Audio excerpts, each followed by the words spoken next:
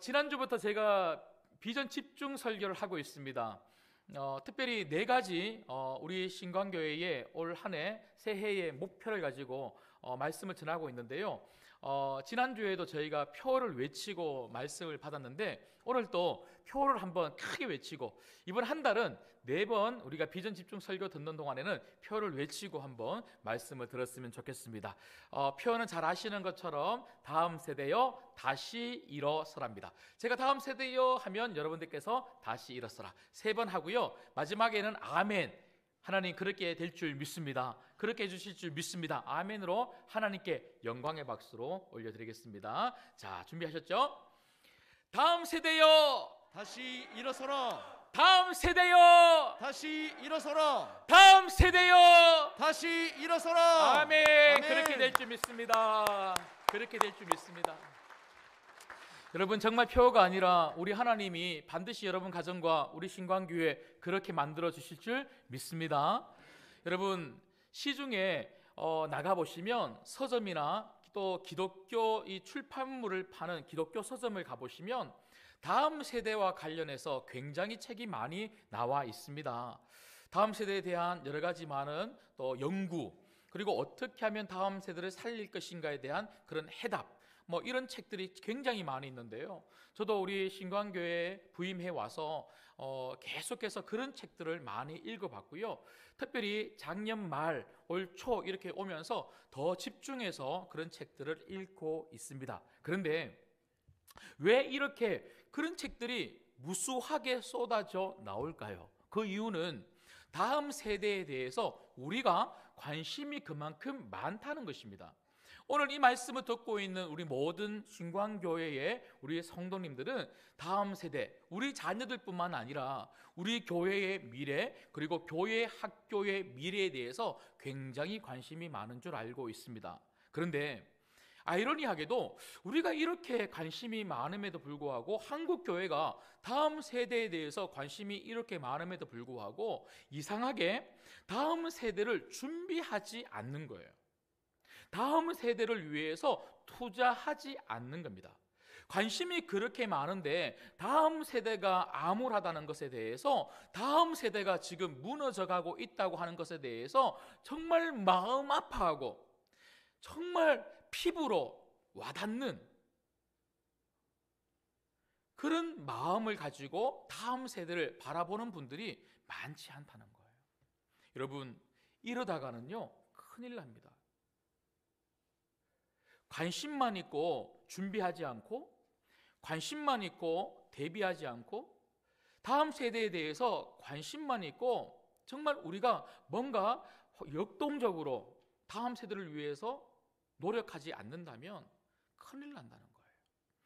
여러분 잘 아시는 것처럼 영국 교회나 미국 교회를 한번 보십시오. 영국 교회들이나 미국 교회도 다음 세대가 무너지고 있었을 때에 분명히 관심이 있었을 것입니다. 그런데 그 다음 세대를 준비하지 못하니까 교회가 사라지고 예수님을 믿는 성도들의 숫자가 급격하게 줄어들고 있지 않습니까? 여러분, 모든 것은요 한 번에 그냥 무너지지 않습니다. 한 번에 와르르 무너지는 게 아니고 뭔가 증상이, 전조 증상이 있다는 거예요. 특별히 건물 같은 경우도 그렇지 않습니까? 금이 간다거나 물이 샌다거나 조금 기울어졌다거나 흔들린다거나, 그럴 때 이거 가만히 놔뒀다거나 안 되겠구나, 고쳐야 되겠구나, 우리가 그렇게 생각을 하고 정말 잘못된 곳을 보수할 때에 그 건물이 계속 올바르게 서 있을 수 있는 건물이 될 수 있는데, 그런데 그렇게 전조 증상이 있음에도 불구하고 괜찮겠지 에이 내년에 고치지, 또 내년이 됐는데 또 내년에 고치지, 내년에 고치지, 지금 괜찮으니까 그냥 놔뒀다가는 어느 순간에 와르르 하고 무너진다는 거예요. 바로 다음 세대가 그렇습니다. 여러분, 그러고 보니까 풀러 신학교 이 교회 성장학 교수로 굉장히 유명한 에디 깁슨이라고 하는 교수님이 있습니다.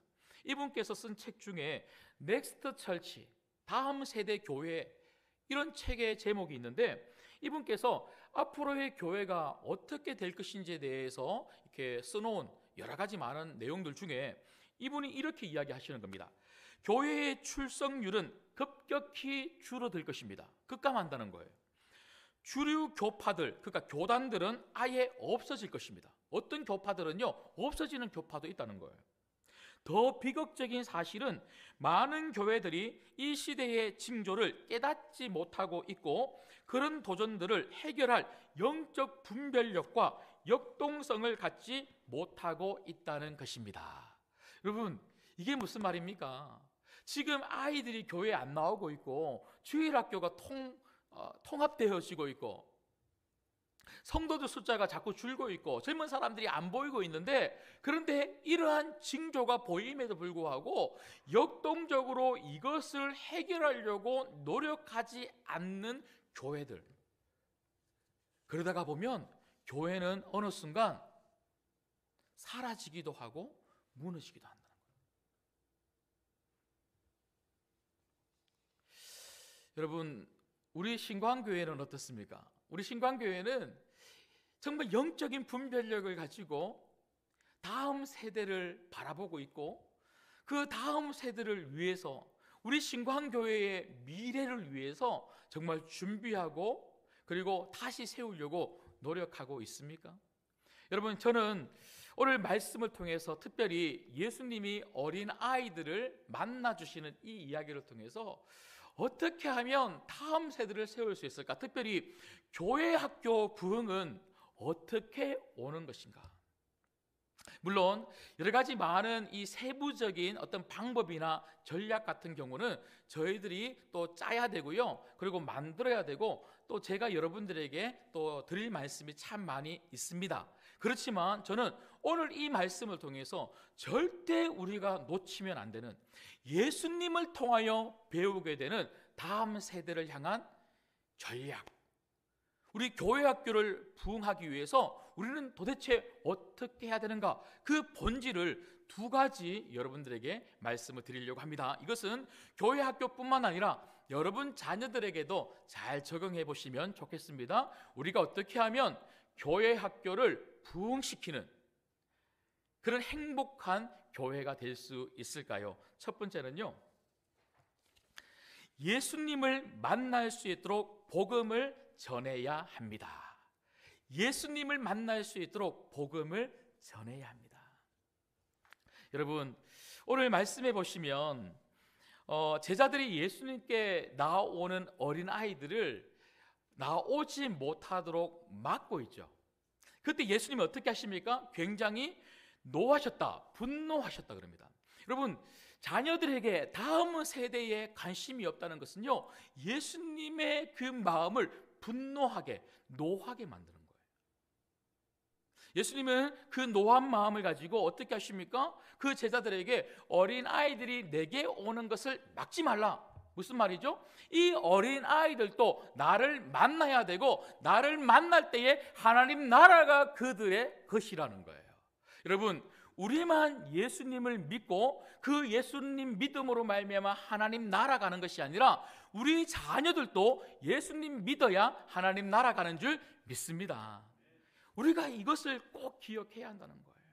그런데 여러분, 우리가 간혹 놓치고 있는 게 뭐냐면, 우리 자녀들도 어떤 일정한 나이가 되면 그때서야 예수님 믿게 되겠지 뭐. 지금 우리 자녀들이 교회를 안 나오고 우리 자녀들이 신앙을 잃어버렸는데 나중에 어느 일정한 시간이 되면, 때가 되면 교회 나올 수 있겠지 뭐. 우리가 이렇게만 생각하면 안 된다는 거예요. 심지어 아이들을 교회에 데리고 오시면서 교회 부서에 맡겨놓고는요, 우리만 예수님을 만나고 우리가 그 만난 예수님이라여 은혜를 누리고 있는데, 우리 아이들은 정말 그 예수님을 만나고 그 예수 그리스도로 말미암아 은혜를 누리고 있는지 전혀 관심이 없다면 정말 우리는 다음 세대를 온전히 세울 수가 없다는 것입니다. 여러분, 제가 전도사 시절에 한참 그 당시 유행했던 학교의 기도회가 있었습니다. 모든 학교들마다 대부분의 학교에서 아이들이 3355 그 국기계양대 앞에 모여서 국기 개양대 앞 기도회라는 것을 그렇게 많이들 했어요. 지금은 그런 게 있는지 없는지 잘 모르겠는데 아마 없을 거예요. 그 당시만 해도 굉장히 많은 아이들이 그렇게 기도했습니다.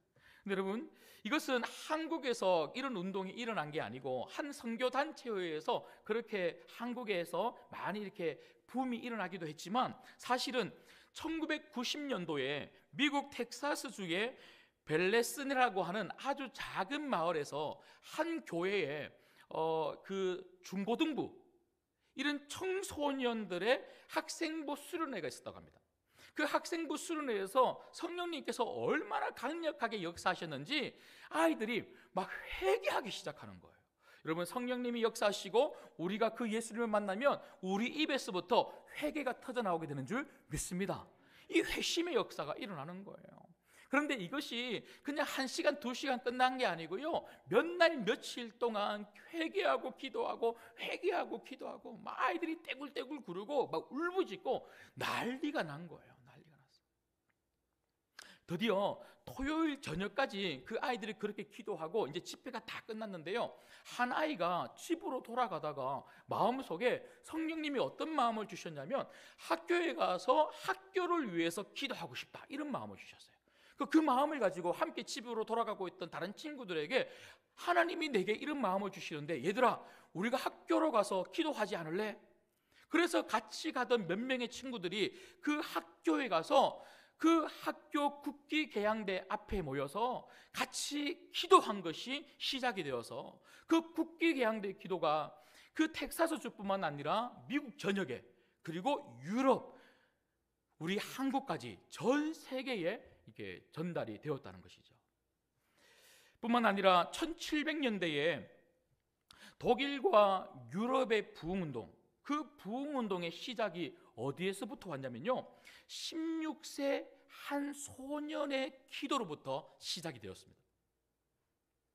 독일의 니콜라스 진젠도로프라고 하는 한 소년이 있었는데, 이 16세 소년이 친구들 몇 명을 모아서는요, 학교에서 역시나 기도 모임을 만들었는데, 그 기도 모임 이름이 겨자씨 알곡의 법칙이라고 하는 기도 모임이었습니다. 그 겨자씨 알곡의 법칙이라고 하는 그 기도 모임에서 그 학교를 위해서, 그리고 독일을 위해서 그 학생들 16살밖에 되지 아니하는 그 청소년들이 울부짖으며 기도했을 때에 그 기도가 독일 부흥의 시발점이 됐다는 거예요. 그래서 독일의 부흥의 역사가 일어나니까요, 독일 부흥이 유럽 전역의 부흥의 역사를 가지고 온 것이죠. 여러분 잘 아시는 홀리클럽은 제가 굳이 설명을 안 드려도 너무나 잘 아실 것 같아요. 여러분 아시는 것처럼 찰스 웨슬레가 당시 20살밖에 되지 않았습니다. 그가 대학교에 들어가서 친구들 4명을 모아갖고는요, 우리가 영국을 위하여 기도하자. 멋있지 않습니까? 예. 우리 청년부 지체들이 이런 기도의 운동이 일어났으면 좋겠습니다. 예. 영국을 위해서 기도하자, 그렇게 한 모임이 홀리클럽입니다. 이 홀리클럽이 18세기 영국 대부흥운동의 시작이었다는 거예요. 여러분, 제가 왜 이런 말씀을 드리고 있습니까? 여러분, 우리 자녀들도 예수님 만날 수 있다는 거예요. 우리 자녀들이 예수님 만나면 영적인 기류를 바꾸는 놀라운 인생으로 사용되게 될 줄 믿습니다. 우리 자녀들이 예수님 만나면 우리 신광교회 미래가 달라지게 될 줄 믿습니다. 자녀들이 바뀌니까 영국이 바뀌었어요. 자녀들이 기도하기 시작하니까 독일이 바뀌었어요. 자녀들이 기도하기 시작하니까 미국이 바뀌기 시작했다는 거예요. 16세기, 17세기, 18세기, 19세기 오는 내내 그 청소년들의 기도, 그 청년들의 기도가 교회를 바꾸고 나라를 바꾸기 시작했다는 거죠. 우리 신광교회의 미래는 다른 게 아닙니다. 우리 자녀들이 예수님 만나면 그게 우리 신광교회의 미래가 될 줄 믿습니다. 무엇으로 만납니까? 복음으로 만나는 거예요. 여러분, 제가 유년부 담당할 때 제가 1, 2학년 그 학생들에게, 유년부가 1, 2학년 학생들이었거든요. 그 아이들에게 제가 숙제를 줬어요. 얘들아, 너희들 기도하고 있는 기도 제목이 뭐니? 너희들 정말 바라는 소원이 뭐니? 소원을 한번 적어봐라. 꿈을 한번 그 그림을 그려와라 하고 제가 이 숙제를 줬는데요. 다음 주 이제 제가 드디어 이제 숙제 이제 검사를 한다고, 얘들아 혹시 그 전도사님이 지난주에 숙제 줬던 거 잘 해왔지? 혹시 앞에 나와서 발표할 친구 있니? 이렇게 물어보니까요, 한 명의 그 여학생이 손을 탁 들더니 2학년 학생이었어요. 들더니 전도사님 제가 할게요 하고 이렇게 이야기를 하더라고요. 그래서 걔 나와라 해서 앞에서 발표하겠는데, 그림을 딱 드는데 제가 보니까요, 예수님처럼 생긴 어떤 한 분을 그려놓고 어떤 아주머니 손을 딱 잡는 그런 그림을 그려놨어요. 그래서 저도 굉장히 궁금했어요. 그래서 걔가 설명을 하는데 뭐라고 설명하냐면, 예수님이 우리 엄마 손을 붙들고 교회에 나와 주시면 좋겠어요. 나는 그 아이가 그때부터 눈물을 흘리면서 걔가 이야기를 하는데요, 나는 예수님이 나를 만나 주셔서 매주일마다 교회에 와서 천국 가는 사람으로, 천국 가는 학생으로 이렇게 만들어 주셨는데, 우리 엄마는 예수님을 안 믿어요 하면서 펑펑 우는 거예요. 그러면서 예수님이 우리 엄마 손을 잡아서 나를 데리고 오셨던 것처럼 교회에 데려와서 우리 엄마도 나와 함께 천국 가는 사람 되었으면 좋겠어요 하고 우는 거예요. 제가 그때 알았어요. 9살 초등학교 2학년도 예수님 만났더라고요. 여러분, 우리 아이들도 예수님 만날 수 있습니다. 예수님 만나면 놀라운 인생으로 살게 되는 줄 믿습니다. 예수님 만난 아이들의 부서, 예수님을 만난 아이들이 많은 부서가 부흥을 경험하는 부서가 될 줄 믿습니다. 그런 교회 학교를 통하여 그런 교회가 부흥을 맞이하게 될 줄 믿습니다. 여러분, 우리 신광교회는 다른 교회에 비해서 주일학교 학생들이 참 많이 있어요. 각 부서마다 그래도 30명, 40명 정도 있어요. 그런데 제가 조사를 해보니까요, 대부분 부모님이 교회를 다니는 아이들이더라고요. 부모님이 교회를 다니지 않는데 자기 스스로 아니면 전도를 받아서 오는 아이는요, 거의 없어요. 대부분 부모님이 교회를 다니기 때문에 오는 거예요. 그런데 이 아이들이 우리 부서에 30명, 40명씩 있다고 해서 우리 신광교회에 한 200명 넘는 이런 아이들, 자녀들이 있다고 해서, 그래서 이 아이들이 그래도 여전히 우리 신광교회는 많이 있으니까 매주일마다 예배하고, 예배 마치고 나면 성경 공부하고, 성경 공부하고 나면 2부 순서 하면서 축하도 해주고 선물도 주고, 마지막에 돌아갈 때는 간식 하나씩 줘서 야 다음 주에 다시 보자 이렇게 돌려보내면 이 아이들이 나중에 우리 신광교회 미래가 될 수 있다 이렇게 생각하면 안 된다는 거예요.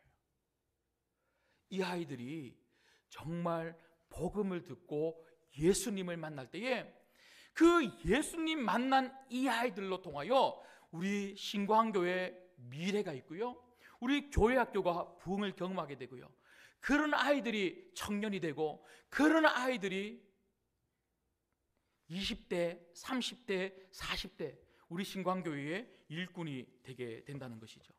제가 지난번에도 한번 말씀을 드렸잖아요. 제가 청년 사역을 할 때에 매년 250명에서 300명이 되는 고3 학생들이 대학부로 올라와요. 그런데 그 아이들 중에 몇몇 학생들은요, 유학을 간다거나 아니면 지방대학교를 간다거나 군대를 갔기 때문에 이런 여타 이유로 이제 교회를 떠나는 아이들이 있어요. 그런데 그런 이유가 아닌 한 20명 가까운 친구들이 대학부에 정착을 못해요. 우리는 그런 아이들을 잠수 탔다 그래요. 잠수 탔다. 애들이 숨어버리는 거예요. 숨어버려. 그럼 어떻게 합니까? 숨어버리는 아이들, 잠수 탄 아이들 그냥 내버려 둡니까? 아니죠. 막 찾으러 다니는 거예요. 그 아이들 이게 정보를 입수해 갖고는요, 어느 학교에 있는지 또 어느 직장에 있는지 이런 거 확인해서는요, 전화하고 찾아가고, 그래서 아이들을 어떻게든지 만나요. 1년 내내 막 찾아가고 만나요. 만나는데 이런 아이들을 만나서 많은 이야기를 듣는데 왜 교회를 안 나오냐고 물어봤을 때에 여러 이야기를 하지만 많이 이야기하고 있는 것 중에 한 가지가 뭐냐면 부모님 때문에. 우리 부모님이 신앙생활 하는 거 보니까 나는 우리 부모님처럼 예수 안 믿고 싶다는 거예요. 여러분, 우리 자녀들이 보고 있는 데서, 우리 자녀들이 듣고 있는 데서 교회 이야기 함부로 하는 거 아니에요.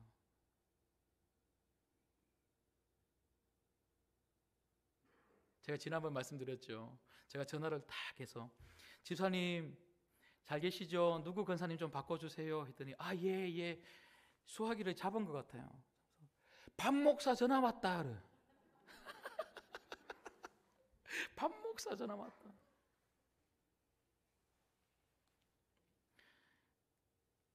기도도 우리 박 목사 목회 잘하도록 그렇게 기도하시죠? 예. 여러분, 교회도 여러 가지 문제가 있을 수 있고요. 교회도 어려움들이 있을 수 있죠. 목사님 저도 뭐 허물이 뭐 없겠습니까? 다 약점이 있고 어려움들이 있는데 그걸 아이들이 듣는 데서, 보는 데서 그렇게 이야기하고 그렇게 안 좋게 교회에 대해서 이야기를 하면 우리 아이들이 교회를 안 다닙니다. 그런가 하면 가장 많이 대답하는 것 중에 한 가지가 뭐냐면요, 이게 제일 중요한데 바로 예수님 안 믿는 거예요. 이 아이들이 그래요. 목사님, 제가 교회 안 가는 이유는요 하나예요. 저 예수님 안 믿어요. 저 예수님 안 믿겨요. 제가 그렇죠. 야, 내가 너 이렇게 고등부 때 했는 이 출석부를 보니까, 출석률을 보니까 너 완전히 열심히 교회를 다녔던데 왜 그러니? 왜 그래? 이렇게 이야기를 하죠. 엄마 때문에, 아빠 때문에 어쩔 수 없이 고등부까지는 다녀줬다는 거예요. 얘들이 그렇게 표현해요. 다녀줬어요. 근데 지금은 내가 안 믿어요. 그래서 안 갑니다. 여러분, 교회 안 나오는 이유는요 다른 게 아니에요. 예수님 안 믿기 때문에 그래요. 우리 아이들이 예수님 만나고 예수님 믿으면 이 아이들 교회 재미있어서 행복해서 우리 예수님 때문에 즐거워서, 제가 서두에도 말씀을 드렸던 것처럼 신관계에 오는 것이 너무 좋아서 달려 나오는 아이들로 바뀌게 될 줄 믿습니다. 예. 여러분, 제가 한 친구가 있는데요, 그 친구가 이 대학부 때 얼마나 농땡이를 부리는지 몰라요. 막 방황을 하는 거예요. 너무 방황을 해요.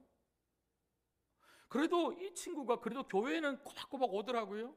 와서 예배를 드리는데 뭐 설교 말씀 전혀 듣지 않고요, 그냥 멍하게 있다가 예배 마치자마자 손살같이 놀러 가는 거예요. 놀러 가.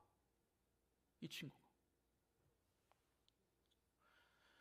그 친구 집안은요 몇 대째 기독교 집안이고 주변의 가족들이 다 교회에서 중직자고 열심히 섬기고 있는데 그 친구는 그렇게 행동하더라고요. 그런데 이 친구가 어느 날 하나님 말씀을 듣고 예수님 만난 거예요. 예수님 만나니까요 180도 바뀌는 거죠. 여러분, 사람은 예수님 만날 때 바뀌는 줄 믿습니다. 절대로 그냥 안 바뀌어요. 우리 애들 절대로 그냥 안 바뀌어요. 얘들도 예수님 만나야 바뀌는 거예요. 그 예수님 만나니까 이 아이가 완전 바뀌는 거예요. 딱 바뀌더니 막 대학부 회장도 하고요, 대학부 간사도 하고, 대학부 회장 간사할 때는요 1년 동안 학교 휴학을 하는 거예요. 휴학을 하고는 내가 1년 동안 정말 우리 대학부 학생들을 위해서 오히려 그들을 찾아가서 내가 참 힘들었던 이야기, 내가 농땡이 부릴 때에 얼마나 괴로웠던 이야기를 그렇게 해주면서 오히려 그 아이들도 예수님 만날 수 있도록 내가 좀 도와줘야 되겠다 하고 자기 학교는 안 가고 후배들 학교 막 찾아다니는 거예요. 그리고 용돈의 90%는 이 아이들 밥 사주는 데 쓰겠다 하고, 돈만 생기면 밥 사주고 돈만 생기면 밥 사주는 거예요. 그리고 애들 막 깨워서 새벽 예배 가고요. 그래서 그 친구가 변하니까요 주변에 애들이 변하는 거예요. 주변에 애들이 변하니까요 대학부가, 그 친구가 회장하고 대학부 간사할 때 그 대학부가 얼마나 은혜로운 대학부가 된지 몰라요. 그 친구가 바로 접니다. 예. 여러분, 저는 정말 확신합니다. 그리고 사역을 하는 지금까지도 정말 확신하고 있는 게 뭐냐면 복음이 능력입니다. 복음이 능력입니다. 이 복음 때문에 여러분이 변하시고, 여러분이 이 복음 때문에 예수님 믿으시고, 여러분들이 예수님 믿으심으로 말미암아 행복을 누리고 있는 것처럼 우리 자녀들이 이 복음 때문에 예수님 만나야 되는 줄 믿습니다. 그래서 우리 신광교회는 그 어떤 것보다 복음이 능력이라는 것을 알아 정말 복음으로 다음 세대를 살려야 되는 줄 믿습니다. 그런가 하면 두 번째는요, 우리가 어떻게 하면 교회 학교를 부흥하는 그런 교회 학교로 만들 수 있을까요? 오늘 말씀을 통해서 우리가 보게 되는 것은 무엇입니까? 그것은 바로 예수님의 마음으로 무조건 사랑을 해야 한다는 것입니다. 예수님의 마음으로 무조건 사랑을 해야 합니다. 여러분, 오늘 16절 말씀을 같이 한번 읽겠습니다. 16절 읽을게요. 시작. 그 어린 아이들을 안고 그들 위에 안수하시고 축복하시니라. 여러분, 예수님은요, 제자들이 예수님 앞으로 그 어린 아이들이 가지 못하도록 막았을 때에, 아니다, 이 아이들도 나를 만나야 된다, 이 아이들도 나를 만나야 하나님 나라로 들어갈 뿐만 아니라 하나님 나라를 여기서 살아가고 하나님 나라를 펼치는 인생이 될 수 있다, 이것을 앞에서 말씀해 주신 다음에 오늘 말씀해 보니까 이 아이들을 예수님이 얼마나 사랑하셨는지 이 아이들을 안고 쓰다듬어주고 안수해주고 말로 축복해주고 기도해주고, 정말 예수님이 그 아이들을 향하여 가지고 있는 그 사랑을 마음껏 표현해 주시더라고요. 여러분, 사랑은 마음의 문제가 아니라 표현의 문제입니다. 사랑은 마음으로만 가지고 있는 것이 아니라 사랑은 밖으로 표현하고 행동해야 된다는 거예요. 여러분 자녀들을 마음껏 사랑하시기를 주님의 이름으로 축복합니다. 우리 신광교회 다음 세대 자녀들, 우리 자녀들이고 우리 손주들 아닙니까? 정말 우리가 마음이 있고 관심이 있고 사랑이 있다면 그 사랑을 표현해야 된다는 거예요. 여러분, 사랑받은 아이들이 정말 건강하게 자라요. 사랑받은 아이들이 사랑을 펼치면서 사랑을 나누어주면서 자라요. 사랑받은 아이들이 자존감이 얼마나 높은지 몰라요. 여러분 자녀들을 키워보셔서 알지 않습니까? 여러분, 제가 제 친구들 또래에 비해서 좀 늦게 결혼했어요. 늦게 결혼해서 이제 아들, 이제 연우 그리고 연준이 이렇게 보니까요, 너무 좋은 거예요. 야, 태어나는데 제가 영국에서 우리 연우가 이렇게 나오는 거 다 봤거든요. 딱 나오는 순간, 야, 저를 닮아서 얼마나 잘생긴지 모르겠어요. 정말이에요. 그래서 제가 얘가 너무 귀엽고 잘생겨서 그때부터 연우 연준이는요, 제가 발가락부터 막 빨면서 막 제가 뽀뽀를 엄청 했어요. 뽀뽀하면 발가락 뽀뽀하면서 우리 연우 연준이는 아빠 닮아서 발가락도 예쁘네 하고, 그리고 배꼽도 막 뽀뽀해주면서 배꼽도 이쁘네, 누가 이렇게 이쁘게 잘났나 그래. 제가 잘났거든요. 그리고 막 얼굴도 제가 뽀뽀해주면서 정말 아빠 닮아서 잘생겼다 하고 막 그렇게 뽀뽀해주면서 아이를 안아주면서 정말 사랑한다 하고 제가 그렇게 키웠거든요. 우리 아내도 그렇게 키웠어요. 그런데 이 아이들이 지금 또 제가 뽀뽀해요. 중학교 3학년, 이제 고등학교 1학년 가고요, 이제 중학교 1학년 가는데 제가 막 뽀뽀해요. 뽀뽀하면서 똑같이 말하죠. 아이고, 아빠 닮아서 이렇게 잘생겼다 그러고 사랑한다 그러면, 지금은요 뭐라 그러냐면, 아빠 무슨 자신감으로 그렇게 말하냐고. 어제 저희 둘째가, 이놈이 다 살아났는가 봐요. 이놈이 저보고 뭐라고 했냐면, 아빠 궁금한 게 있는데. 그게 뭐가 궁금하니? 엄마하고 아빠하고 둘이 결혼할 때 서로 얼굴 안 보고 결혼했지 그래요. 그런데 제가, 아니야, 아빠는 엄마 얼굴 보고 결혼했고 엄마도 아빠 얼굴 보고 결혼했어. 그러니까 자기가 아무리 봐도 믿음으로 결혼한 것 같다고. 여러분, 제가 분명히 말할 수 있는 게 있는데, 우리 아이들이 자존감이 높아요. 그리고 집을 얼마나 좋아하는지 몰라요. 아빠 엄마와 같이 있는 시간, 집에 있는 시간을 얼마나 행복해 하는지 몰라요. 여러분, 우리 자녀들도 그래야 되지 않겠습니까? 우리 교회 학교의 자녀들이 그래야 되지 않겠습니까? 우리 자녀들이 교회 왔을 때에 사랑을 듬뿍 받으면요, 교회에 있는 시간이 즐거운 거예요. 교회에 오는 것 자체가 즐거운 거예요. 여러분, 한번 생각해 보세요. 부서에 예배 드리러 갔는데 선생님들이 막 소리 질러요. 야, 누가 예배 시간에 떠들라고 그래? 이 새끼들. 누가 기도하는데 눈 뜨고 기도해? 눈 뜨고 기도하는 건 어떻게 발견했을까요? 정말 선생님들 대단하죠? 그분들은 눈 뜨고 기도하는 아이들을 어떻게 그렇게 잡아낼까요? 여러분, 우리 아이들이 교회 학교에 가서 그 아이들이 정말 선생님의 사랑을 듬뿍 받을 때에 우리 부서가, 우리 선생님이 나 참 사랑하고 좋아해 주는구나. 우리 아이들이 이렇게 지나가잖아요. 그냥 멀뚱멀뚱 우리가 보지 말고 남의 아이가 아니라 누구 아이라고요? 우리 아이. 우리 신광교회의 모든 자녀들은 우리의 자녀들이고 우리의 손주들인 줄 믿습니다.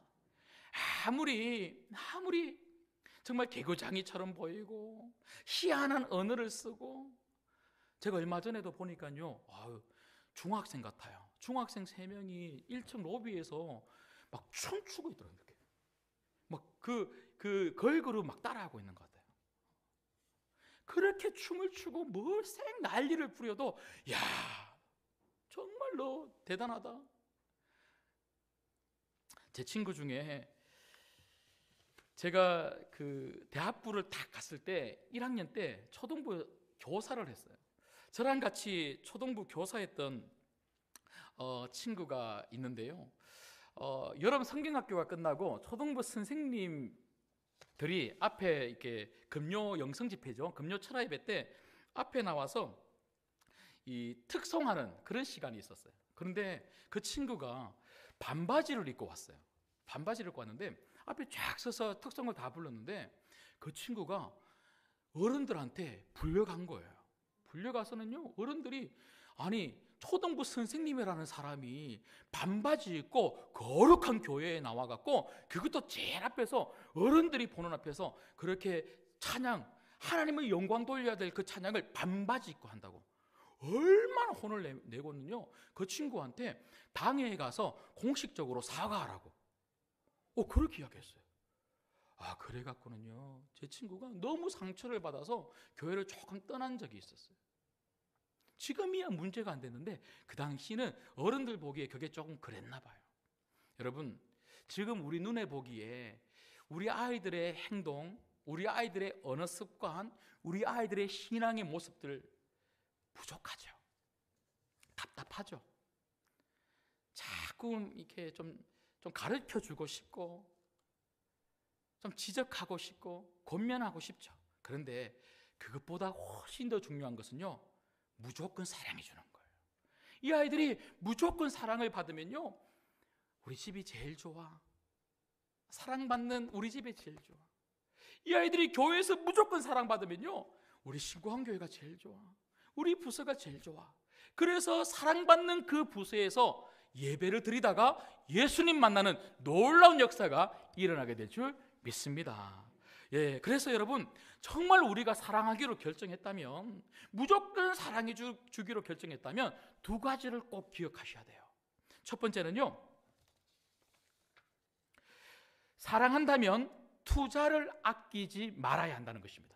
사랑한다면 투자를 아끼지 말아야 됩니다. 여러분, 성경이 말하고 있는 절대적인 법칙이 있습니다. 심는 대로 거둔다는 거예요. 내가 심지도 않았는데 열매를 달라고 하면 안 되죠. 여러분, 우리 다음 세대를 위해서 심지도 않았는데 우리가 열매를 달라고 하면, 다음 세대 살려달라고 하면 안 되죠. 심어야 되는 거죠. 거룩한 투자가 있어야 되는 거죠. 아이들이 원하는 게 뭔지, 아이들에게 필요한 것이 뭔지 우리가 기민하게, 예민하게 우리가 살펴보고, 아이들이 말할 때 도와주고 말하지 않아도 도와주고, 우리 어른들이 올해뿐만 아니라 앞으로 계속해서 우리가 할 수 있는 모든 것으로 우리 신광교회 다음 세대를 위해서, 교회학교를 위해서 다 해준다. 역시 아멘이 없군요. 1부 때도 똑같은데 다시요. 우리 어른들이, 우리 성도들이 우리 신광교회의 미래를 위해서, 다음 세대를 위해서, 우리의 자녀들을 위해서 다 해준다. 이런 거룩한 투자가 있을 때에 우리 신광교회 반드시 다음 세대가 살아나는, 다시 일어나는 놀라운 교회학교 되게 될 줄 믿습니다. 그런가 하면 두 번째는요, 사랑한다면 그 사랑으로 기도해야 한다는 것입니다. 여러분, 제가 새해 첫날 송구 영신 예배를 드리면서 한나의 기도를 가지고 여러분들에게 부탁드렸어요. 올 한 해 새해에는 2022년도에는 우리 자녀들을 위해서 눈물로 한번 기도해보자. 그냥 놔두면 안 된다. 우리 자녀들, 우리 손주들 그냥 놔둔다고 해서 교회 오는 게 아니고 정말 눈물로 기도할 때에 이 자녀들의 발걸음이 세상을 향한 발걸음이 아니라 교회로 향한 발걸음, 우리 예수님으로 향한 발걸음이 될 수 있다고 말씀을 드렸습니다. 그런데 우리 자녀들뿐만 아니라 교회 학교, 우리 다음 세대에 위해서도 눈물로 한나가 통곡하며 기도했던 것처럼 기도해야 되지 않겠습니까? 여러분, 기도가 뭡니까? 기도는 하나님께 맡기는 거예요. 여러분, 제가 한번 질문을 드려볼게요. 여러분이 키우면 우리 자녀가 잘 되겠습니까? 하나님이 키워주시면 우리 자녀가 잘 되겠습니까? 하나님이시죠. 여러분, 믿으십니까? 예. 기도는 하나님, 내 자녀 하나님이 키워주세요. 기도는 하나님, 교회 학교, 저 귀한 자녀들 하나님의 자녀들이오니 하나님이 키워주세요 하고 하나님께 맡기는 겁니다. 맡기고 나면 더 평안한 거예요. 내가 하면 내 노력으로는 이만큼밖에 안 될 텐데 하나님이 키워주시니까 놀랍게 쓰임받는 성공하는 인생 될 수 있겠구나. 이게 우리에게 소망 아니겠습니까? 다음 세대를 위해서 눈물로 기도해 주시기를 주님의 이름으로 부탁드립니다. 특별히 제가 일부 예배 때도 말씀을 드렸는데요, 교육학교 선생님들은요 일주일에 한 번 정도는 우리 자녀들을 위해서 새벽에 와서 울어야 되는 거예요. 교육학교 선생님이 정말 해야 되는 것은 다른 게 아닙니다. 성경 공부 열심히 해서 아이들에게 가르쳐 주는 것도 중요하고 교회 여러 가지 프로그램 준비하는 것도 참 중요하지만 정말 중요한 것은 아이들 이름을 불러가며 울 수 있는가 하는 것입니다. 그래서 제가 교육학교 우리 선생님들에게 숙제를 줬어요. 주일날 새벽만큼은 와서 울고 같이 기도하자고. 다음 주에 몇 명 나올지 모르겠습니다. 네. 말씀을 맺겠습니다. 이정현 목사님이라고 계시는데요, 이분이 이제 군산드림교회라고 아주 이 주일학교, 교육학교가 굉장히 뜨겁고 부흥한 교회가 있어요. 저도 우리 부교육자들하고 꼭 한 번은 가보고 싶은 교회인데요, 이 군산드림교회 교육 디렉터를 했던 이정현 목사님께서 주일학교 체인지, 주일학교를 바꿔라라고 하는 그런 책을 썼습니다. 그 책에서 이분이 주일학교 변화와 관련해서 네 가지 아주 중요한 것을 이야기하고 있는데요, 첫 번째는 변화의 1번지는 담임 목사다. 담임 목사가 주일학교에 관심이 있어야 되고 담임 목사가 다음 세대를 위해서 올인할 준비가 되어 있어야 다음 세대가 세워진다는 거예요. 두 번째는요, 변화는 비전이 있어야 가능하다. 그냥 말로만 변화가 되는 게 아니고 확실한 비전, 우리가 어떤 방향으로 나갈 것인가, 어떤 모습으로 이 아이들을 양육할 것인가, 어떻게 변화시킬 것인가, 이런 비전이 있어야 된다는 거예요. 세 번째는요, 변화는 자연스럽게 이루어져야 한다. 억지로 한꺼번에 뭘 한다고 해서 변화가 되는 게 아니고 정말 그 비전 하나님이 주셨다면 자연스럽게 순리대로 변화될 수 있도록 아이들을 이끌어 가야 한다는 것이죠. 그런데 마지막 네 번째로 이 목사님께서 뭐라고 말씀하시냐면 주일학교의 변화는 온 성도를 행복하게 한다. 저는 이 네 번째가 제 마음에 얼마나 은혜가 되고 감동이 되는지 몰라요. 교회 학교가 부흥을 맞이하게 되면 우리 신광교회가 뜨거워지는 줄 믿습니다. 우리 신광교회가 부흥을 맞이하게 될 줄 믿습니다. 우리 신광교회가 아이들이 바글바글한 교회가 되면 성도들이 행복해질 줄 믿습니다. 여러분 가정을 한번 생각해 보세요. 혼자 아니면 부부가 그렇게 밥을 먹다가도 자녀들이 놀러 오고 손주가 와서 재롱을 부리면요, 야, 집안 공기가 달라져요. 집안 공기가. 우리 자녀들이 바글바글 하다는 것은요, 내가 기쁘고 내가 행복할 수 있는 비결이고요, 우리 신광교회가 행복할 수 있는 비결임을 믿으시기를 주님의 이름으로 축복합니다. 말씀을 읽습니다. 올 한 해 다른 어떤 것보다 이 목표를 위해서 우리가 달려나가십시다. 여러분들이 아멘 해주셨던 것처럼 우리 신광교회 모든 자녀들을 위해서 여러분의 자녀뿐만 아니라 우리 신광교회의 모든 자녀들을 위해서 정말 예수님 만날 수 있도록 복음을 전하고 정말 무조건 사랑의 줌으로 말미암아 이 아이들, 다음 세대의 아이들, 교회와 조국 대한민국의 귀한 미래가 될 수 있는 그런 한 해가 될 수 있도록 정말 우리가 함께 동참해 주시기를 주님의 이름으로 부탁드립니다. 기도하겠습니다.